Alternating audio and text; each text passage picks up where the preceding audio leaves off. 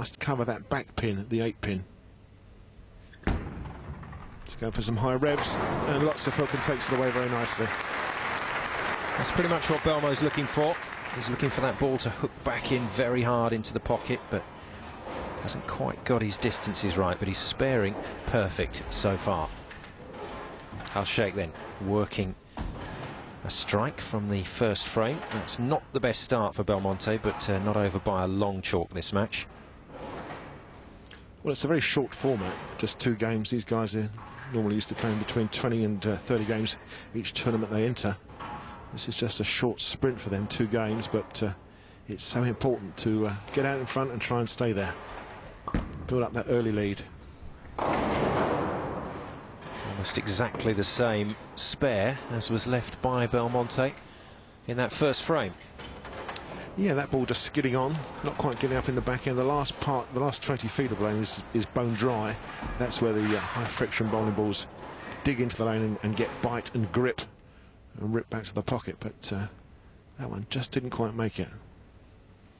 So again, accuracy on the spare, needs to cover all 3 pins of this little cluster spare he's left.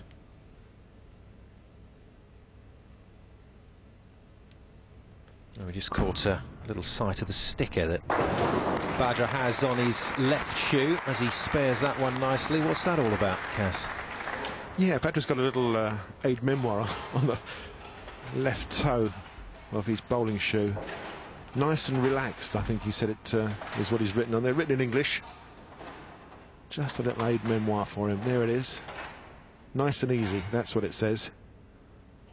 So under pressure, he just needs to look at his left foot and he gets all the advice that he needs. The sports psychologists have been at work. And Belmo into the pocket this time, and when he makes it, then there's usually only one result. It's the first strike from the Australian.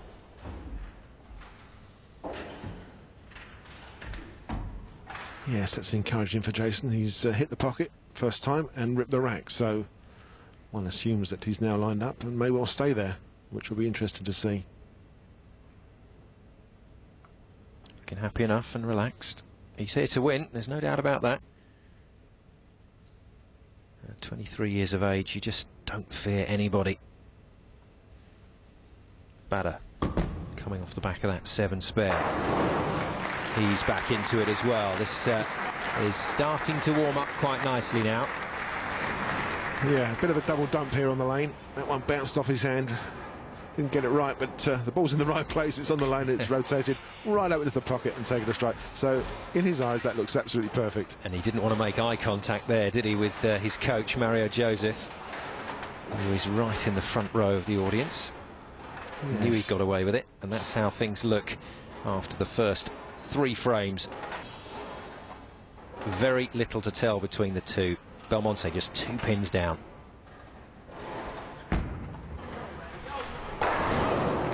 There's a double. Oh, Belmo's getting locked in. Now obviously warmed up under these TV lights. This is what it's all about.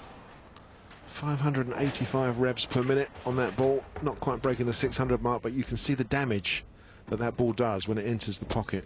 There's a pin stand, no chance. That's the line he's shooting, down between 15 and 10 board, in between second and third arrow, and making the pocket very nicely. Well, he's been a bit deeper than that in the previous round, so he's clearly working to the outside of the lane. Nice work from Badr.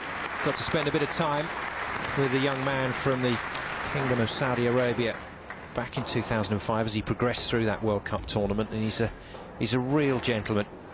Absolutely loves his bowling and very ambitious within the world of Tenpin and within life as well. He's an engineer. That's what he's training as at the moment, and he's engineering a pretty good score here.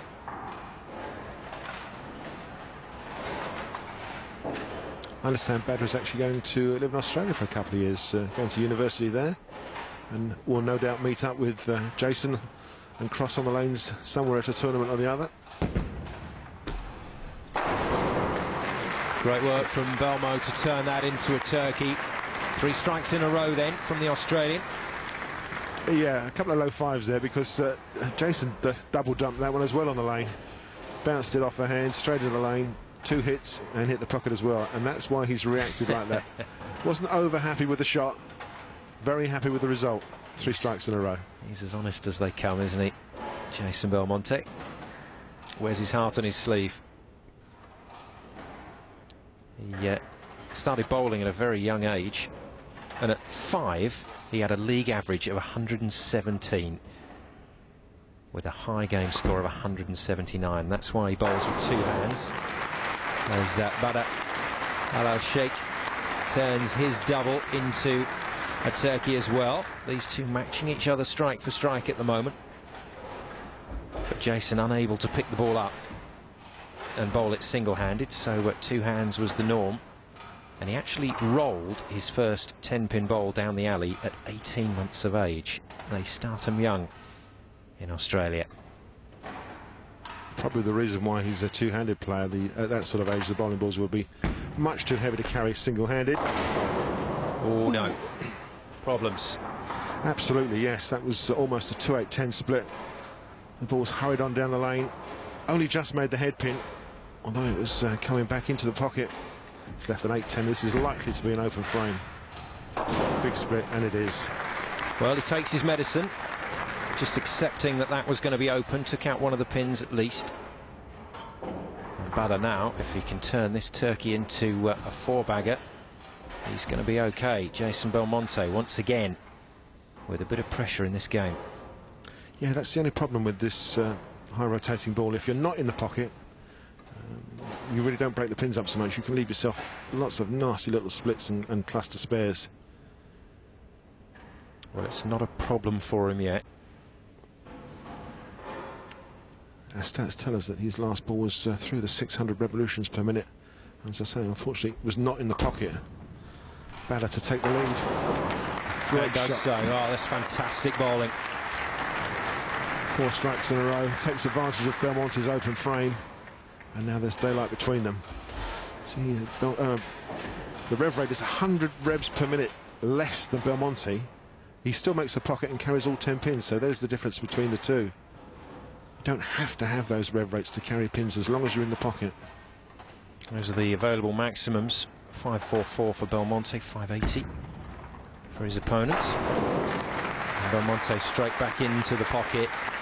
I wonder if this is going to be the pattern of the game. Cass, it could all come down to whether Badr makes any errors. Likewise with Belmonte, that 8-10 split was in the middle of 4 strikes in a row, and it was so expensive. It cost him dearly, and he knows it.